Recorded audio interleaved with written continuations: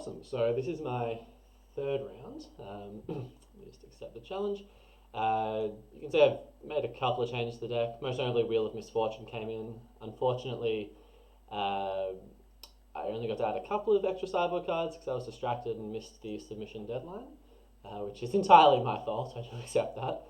So we're still very light on sideboard hate, and I strongly suspect we're playing against Channel Mirror. I would like to play first. And for those who haven't seen it, it's a very cool deck that exploits the synergy between Channel and Leash's Mirror. This hand's probably fine. I'll keep this. And the synergy is that Leash's Mirror, when you lose the game, you instead draw 7 cards and gain 20 life. So, Channel lets you spend all your life at interrupt speed, and obviously you can therefore put as much mana as you like into your mana pool, draw 7 new cards, and go again. I've never played against it with black-red aggro before, only ever with fair blue decks, so I'm not sure exactly how it will play out. I think having a lot of burn spells makes it a little more difficult for my opponent to safely channel or safely use the life total as a resource. And they have very little interaction to play against us with. We'll see what's happening. I think if they play a mana dork, I definitely kill it on turn 1. They play so few lands in their deck, they're really quite reliant on mana dorks. But otherwise, I'm not quite sure. This black-red deck is usually not fantastic against very quick combo decks, but the fact that they need to aggressively use their life total as a resource is certainly something I haven't had to balance before. Otherwise, they're probably not going to have an answer for Dark Confidant. We're going to have to draw cards. We'll see what happens. So if they're thinking on their first turn, I'm not, because I thought a bit on their mulligan as well before eventually keeping. So I'm not quite sure what they could be thinking about. Maybe it's whether they need to shock themselves to play a egg or similar. Alright, Tropical Island. That was green mana. Personal tutor. Okay. So if they're tutoring for Channel, that's not great. If they're tutoring for something else, we'll see what happens. Yeah, they got Channel. I will pay 1 life to the Carnifage.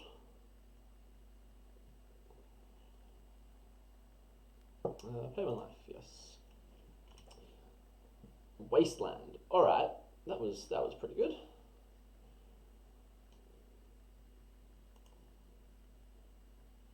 So I think Wastelanding,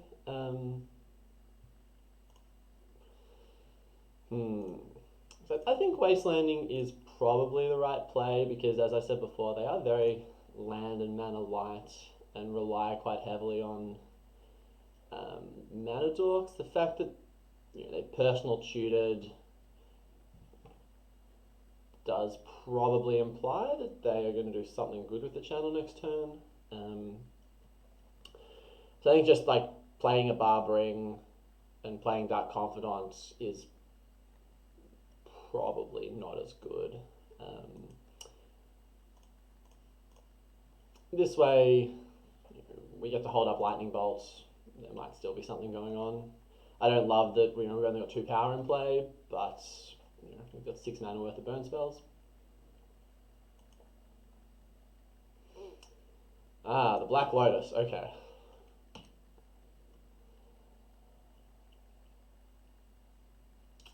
Yep, Channel, very good.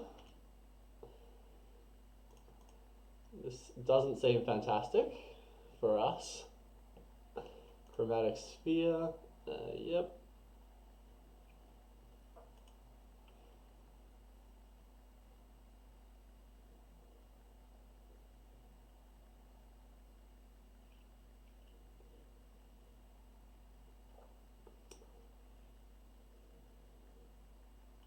So that's 6 mana.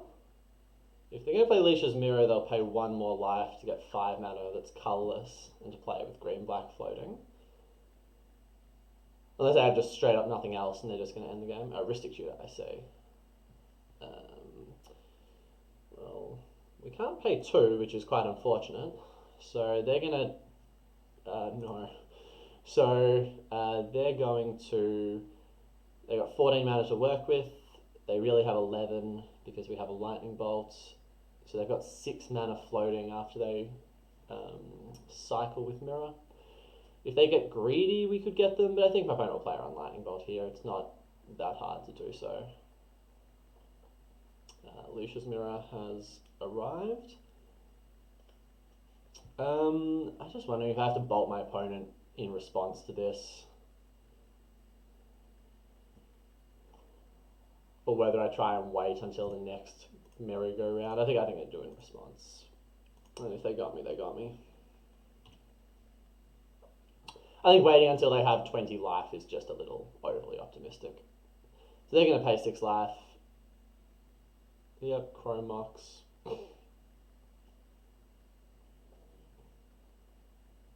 I wonder if they imprint something. I guess if they imprint something, they get to remove it from the game permanently. Shred memory, sure.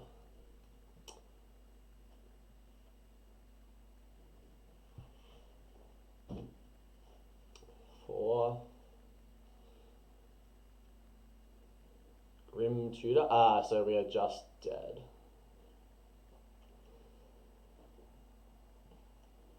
Because, yeah, the fun part of this deck is you can hold priority with tutors or other spells on the stack.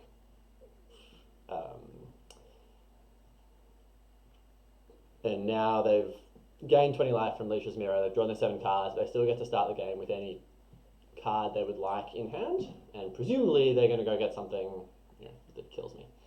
Like Tendrils of Agony if it's in their deck, or Emerald of the Eon's Torn. Yeah, Emerald of the Eon's Torn. Very good, very good. Losing to Emerald is a certain kind of justice. I've cast a lot of Emeralds in my day. I'm just trying to think if there is any...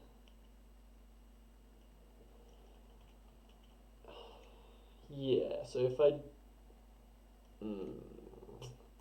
No, because I need to draw both Mox Jet and Reckless Abandon. Yeah, there's unfortunately no way out. They have Emerald us very well.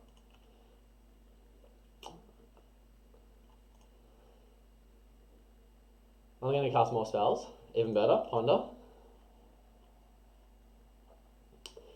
I think going to 6 is actually a little loose because then you open the door to land Mox 2 burn spells. But, I mean, hey, you got Emerald in play, like, you're miles ahead. Okay, so Spawn and Mayhem can go away. This card's way too slow. So instinctively I kind of like these cards because their deck needs them to gain life to go back up to 20. Goblin Cratermaker can hit, it can't hit Leisha's Mirror notably because they can pay the life in response, but it can hit Emrakul, it can hit an artifact they have that matters. Blood Moon and Magoose, they have a lot of mana dorks and eggs, but they have no basic lands, so we'll keep an eye on these. Doretti, just anything with their artifacts. Destroy target artifact or creature. I think this is a little too slow. Lily's not doing anything. I mean, Fairy Macabre can snipe, as can Tormod's Crypt, can snipe a key card in their graveyard before they restart the game, but it's not high impact. We'll put them in the maybe pile. They might board in some, they might have like a Mentor in the sideboard, but our deck is all burn spells. Don't want Croxer. Ancient Grudge, that one seems quite reasonable. So we're up to a bunch of cards boarded in. Sorcery Speed kind of hurts this. There's no artifact I really want to make them sack. It's Sorcery Speed. So what are we cutting? Don't think this is a Necro matchup. Don't think we have time to play a 3 mana enchantment that doesn't interact with them, and then draw cards and try and use them over multiple turns. What's Searing Blaze can go? Probably won't have a target enough at the time. Price of Progress is like a very average burn spell here. Wheel of Misfortune, as much as I like this card, this has to be a situation where it's not fantastic. Riftbolt's good because it's 1 mana. Skelemental might be a little too slow.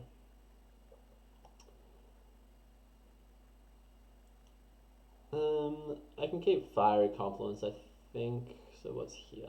I don't really want to cut 1-drops. I need to go as quickly as possible. I go where the Clamp is cuttable, to be honest.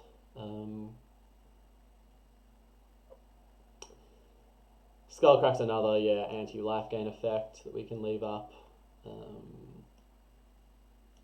We cut Scrounger. And I think I'll bring in Fairy Macabre. In case they bin something, I would kind of like to have an out to that. What can I cut?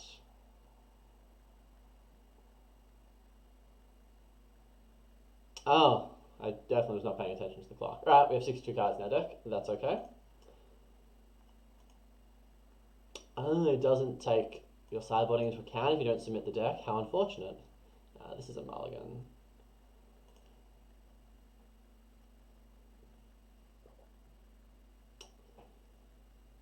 I mean, we have no sideboard cards, so like, we have to keep this.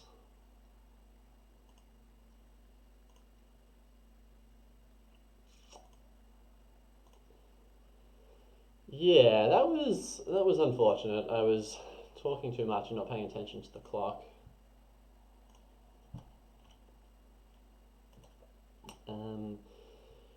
Yeah, I mean, not optimistic. Ooh, a Triumph's in the deck now. That's cool. Thanks for the cycles. Yeah, I'm not too optimistic about how this is going to go, to be honest.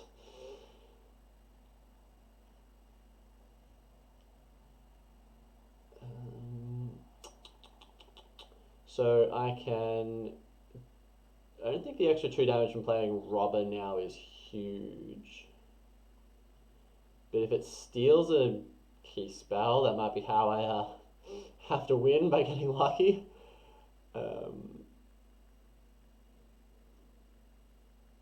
Yeah, maybe that is how we have to win.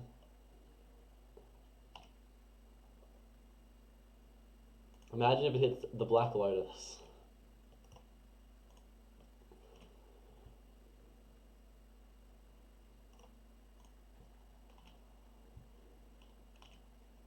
What do we get? What do we get? What do we get? Tropical Island.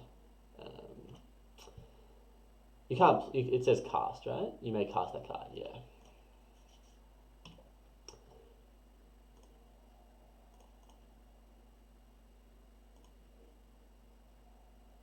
Noble Hierarch. Okay, why couldn't they have had this sort of slow hand in game 1?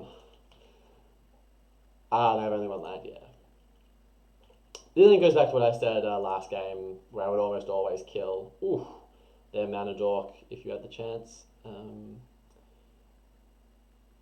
So we're going to attack and see what Robber steals. Oh, we need to press F2 once extra. Leash's Mirror. Oh, that's a good hit.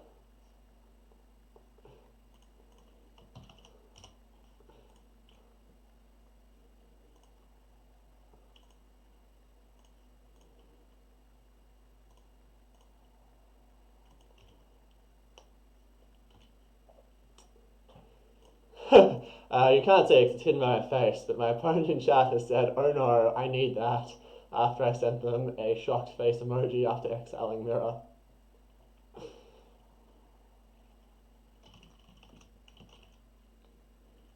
Yeah, this doesn't seem good for them.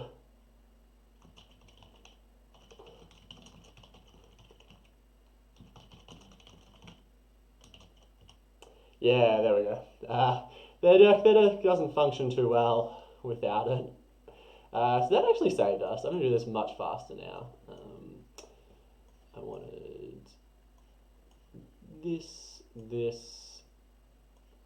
maybe this, this, and I cut some dorky cards that don't do a whole lot. It was a Searing Blaze. Confluence, actually, I'm kind of inclined to cut. Messenger's a bit slow. It could be the other cut. Also, triple black's probably a bit hard. Sorry for that noise. My cat just jumped on my microphone. My friend said I got lucky in game one. I top decked the Lotus. Okay, fair's fair. Fair's fair. One hit each. Okay, so I guess wastelanding them game one would have been very good if they hadn't hit their Lotus.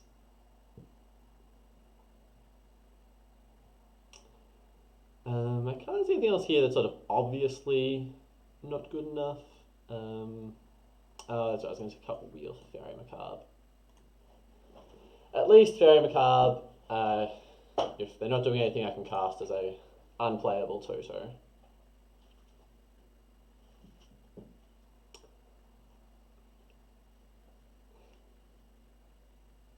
Ooh, okay, so this is pretty good. We've got the Vortex, which certainly turns off their combo.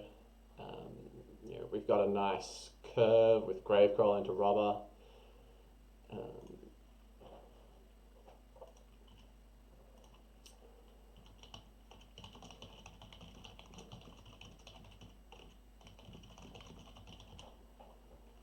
My opponent is just saying in chat that they feel their deck's been a little underpowered against the people they've played so far. If my opponent plays a Matador here, I would Firebolt it instead of playing Gravecrawler, I think. I think we need to survive until we can get Vortex into play. Yeah, Gilded Goose.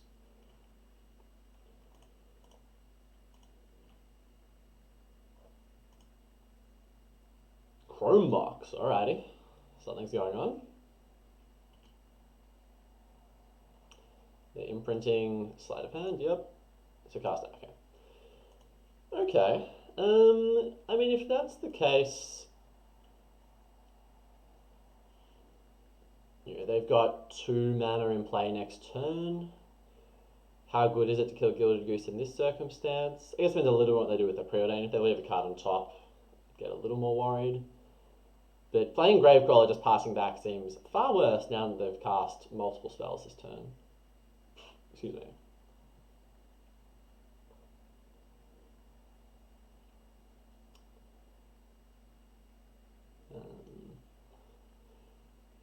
They scryed 2, they split, so they went top bottom. Yeah, because we have Robber coming on curve as a hasty threat, we still get to deal them 2 damage the turn after.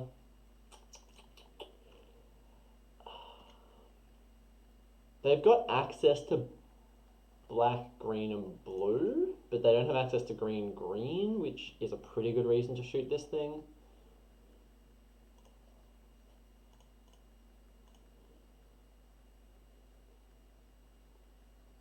Now we just have to hit the right one. I've definitely misclicked on that screen before.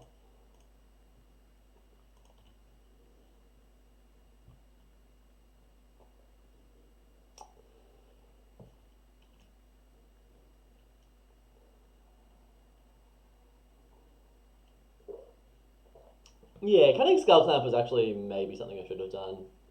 Elves of Deep Shadow. At least it doesn't make green mana. Because you can see the Clamp Crawler synergy is obviously fantastic, but I'm not sure drawing a whole lot of cards matters too much here. I think drawing Mox would be probably the best draw step. Because it lets me play Vortex next turn. Whew. Oh, I guess if you don't ask, you don't get.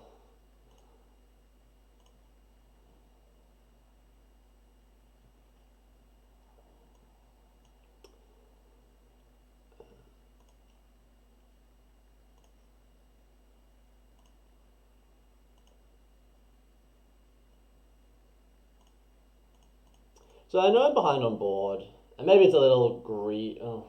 So I'm behind on board, so like this thing actually might kill me, but I think the average draws out of my deck certainly shut down the average draws out of their deck from this point. If this thing still stays in play and they don't combo off and kill me, I can't really imagine that they'll die to, so that I'll die to loss of life before they do.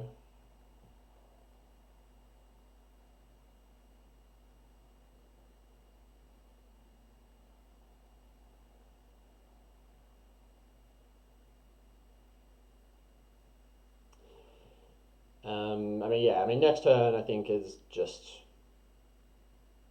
I mean, it's maybe even just like Robert put Skull Clamp on it past the turns, they can't attack. Does Leash's Mirror count? My friend has asked in chat, does Leash's Mirror count as gaining life? I believe it does.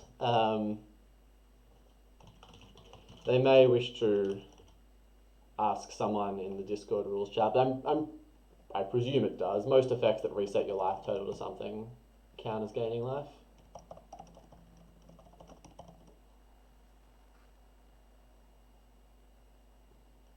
My friend said, well, I came here for some fun, so let's find out. They had it, so I guess not playing Vortex was definitely going to lose me the game. Alright, so Elves of Deep Shadow. Okay, so this is just Leash's Mirror? Oh, Grim Tutor, okay. Oh, my cat says hello. They've got a channel, and they've presumably got the other half in hand. Alrighty, let's find out which of us predicted the rules better. Fabricate, yep.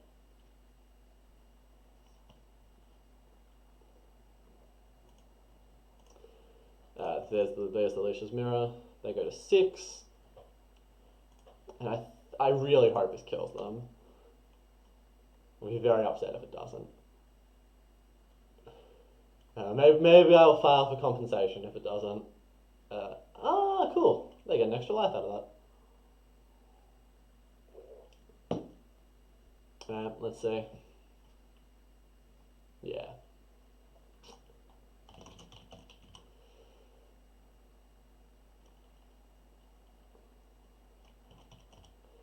I think I got a little lucky. Well, little. I got very lucky to draw the Mox. Exactly when I needed it, but my opponent's been quite a good sport about it.